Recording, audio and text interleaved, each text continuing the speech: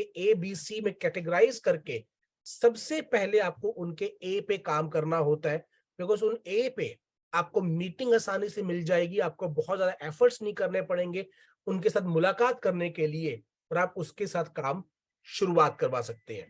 इसके लिए एक फॉर्मूला भी यूज होता है जिसको हम बोलते हैं फ्रेंड्स फॉर्मूला।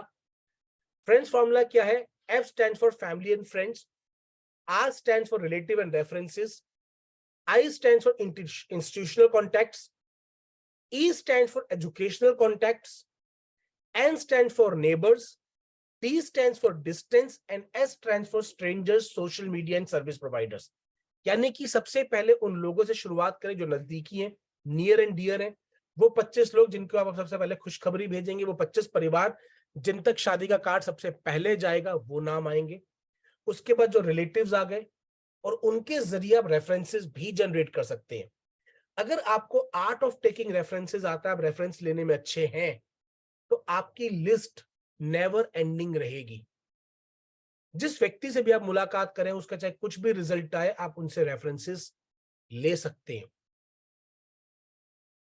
आप किसी और सिटी के अंदर बिजनेस को बिल्ड करने जा रहे हैं, तो भी आप अपने फ्रेंड्स रिलेटिव से रेफरेंस ले सकते हैं कि भाई मैं फला फला सिटी के अंदर अपने बिजनेस को एक्सपेंड कर रहा हूं, क्या आपके सर्कल में कोई भी ऐसा व्यक्ति है जो सिटी में रहता हो, जिसके साथ मैं एक बारी अपने बिजनेस के बारे में बातचीत कर पाऊं, उन्हें मैं समझा पाऊं।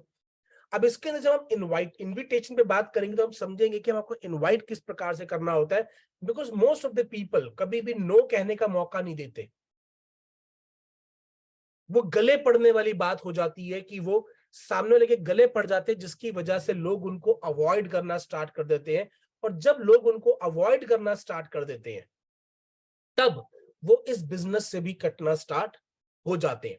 तो फ्रेंड्स फॉर्मूला को यूज करके आप लिस्ट बना सकते हैं। F stand for family and friends, R stand for relatives and references, I stand for institutional contacts, E stand for educational contacts, जिनके साथ आपने पढ़ाई लिखाई करी, जो आपके कॉलेज में थे, आपके इंस्टीट्यूट्स के अंदर थे। N stand for neighbours, D is distance. शुरुआत में हमेशा जब भी आप बिजनेस को बिल्ड करें, 50 किलोमीटर के दायरे में बिल्ड करें। माय डियर फ्रेंड, मैंने बहुत सारे लोगों को ऐसे देखते हैं कि जो बिजनेस को स्टार्ट करते ही अपने घर से 500 किलोमीटर दूर जाके किसी को स्टार्ट करवाना चाहते हैं, या जूम कॉल से उस व्यक्ति को स्टार्ट करवाते हैं जो उनसे 500 किलोमीटर दूर बैठा हुआ है। इस बिजनेस के अंदर हमारे को सिर्फ उनको स्टार्ट नहीं करवाना माय डियर फ्रेंड, हमें उनको इस बिजनेस के अंदर स्टार्ट करवाने के बाद उनको स्केल पर भी लेके जाना है, उनको लॉन्च भी करना है। सिर्फ उनकी ज्वाइनिंग लेके $15 या फिर $100 नहीं कमाने, हमने उनको बिजनेस को बड़ा लेके जाना है। तो always start with the people जिनके साथ आप पहले मुलाकात कर सकते हैं। 50 किलोमीटर के दायरे में आपके पास इतने लोग होंगे, या आप उनसे बहुत इजीली प्रेसिडेंट और क्राउन एम्बेसडर जा सकते हैं, अगर हम एक्टिवली उस पर भी काम करें। पर शुरुआत में कुछ समय तक आप उन पे काम कीजिए, ताकि आप उनके साथ फेस टू फेस मिल सकें। आपको समझ में आएगी क्या चैलेंजेस आ सकते हैं, आपको समझ में आएगी बिजनेस को पे आपका कॉन्फिडेंस बिल्डअप होना स्टार्ट हो जाए। तो पहले आप 50 किलोमीटर के दायरे तक जाएं, फिर 100 किलोमीटर के दायरे तक जाएं, फिर उसके बाद आप होराइजन को एक्सपेंड करें। बिकॉज 50 किलोमीटर के दायरे तक आप सपोर्ट पार्ट टाइम भी कर सकते हैं। मैं बहुत लोगों से मुलाकात करता हूं जो कहते हैं कि सर हमारे पास टाइम ही नहीं है वहां पे जाने का, क्या आप हमारे कॉन्टेक्ट्स को वहां पे जाके सपोर्ट कर देंगे? My dear friend, yes sir, हमारे पास दिल्ली आने का टाइम नहीं है, हमने किसको स्टार्ट तो करवा दिया है, पर हमारे पास टाइम नहीं है। आप उनको प्लान दे देंगे? प्लान किया जा सकता है, मगर क्या आप उसको बाद में बिजनेस को एक्सपेंड करने में सपोर्ट कर पाएंगे? जब आप उनको मीटिंग दिखाने के लिए भी नहीं आ पा रहे, नहीं जा पा रहे, तो क्या आप उनके साथ बिजनेस को स्केल अप कर पाएंगे? नहीं कर पाएंगे। माय डियर फ्रेंड, किसी भी बड़े लीडर को आप देखिए, उन्होंने टेक्नोलॉजी का तो इस्तेमाल किया है, साथ ही साथ उन्होंने फिजिकल मीटिंग्स भी करी हैं, बिकॉज टेक्नोलॉजी सपोर्ट करने के लिए अच्छा है, मगर उसके बाद जब आपको अपना रिलेशनशिप बिल्ड करना होता है, बहुत सारे समय पर बहुत सारी चीजें ऐसी होती जो एक फिजिकल मुलाकात के बाद ही पॉसिबल हो पाती हैं। जो कॉन्फिडेंस एक फिजिकल मुलाकात के बाद ही बिल्ड हो पाता है। टू बिगिन विद आप टेक्नोलॉजी का इस्तेमाल कर सकते हैं, मगर उसके बाद आपको फिजिकल मुलाकात करनी होगी। और अगर आपने शुरुआत में ही बहुत दूर अपनी लाइंस ओपन कर ली तो आपके पास वक्त नहीं होगा कि आप जाके उनको सपोर्ट कर पाए। मैं देखता हूँ माय डिफरेंट लोग बिहार से ट्रैवल करके लुधियाना जा रहे हैं एक बहुत छोटी सी टीम के लिए, जबकि बिहार में अपने आप में इतना बड़ा बिजनेस किया जा सकता है। या यूपी छोड़कर वो महाराष्ट्र जा रहे हैं। माय डियर फ्रेंड, एक बात समझिएगा, मैं आपको एक बात बहुत क्लैरिटी से समझाना चाहता हूँ, हमारे बिजनेस में और बाकी बिजनेस में क्या अंतर, इस बात को समझिए। हमारे बिजनेस में कंपनसेशन फिक्स्ड है। मान लीजिए आप एक कैटरर होते, अब एक कैटरिंग की आपको अपॉइंटमेंट मिलती आपके मोहल्ले में ही, और एक मिलती वहां से 50 किलोमीटर दूर या 100 किलोमीटर दूर। क्या दोनों की केसेस में आपका जो कैटरिंग का बजट होता या जो आपने उन्हें प्राइस कोट किया होता वो सेम होता? The answer is no.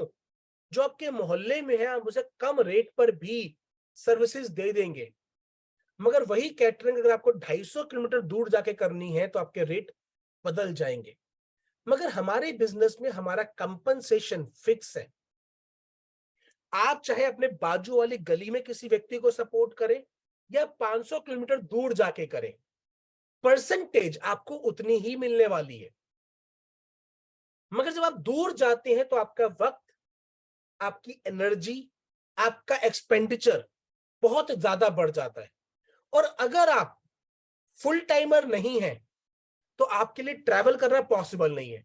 और फुल टाइमर होते हुए अगर आपके पास इतनी इनकम नहीं आ रही कि आप ट्रैवल कर पाए, जाने का खर्चा उठा पाए, बिकॉज जाने में खर्चा लगता है, आप चाहे कितना मर्जी बचा लीजिए तब भी 3 से 3,500 रुपए दिन का खर्चा आपको आएगा, ट्रैवलिंग का, मीटिंग्स का।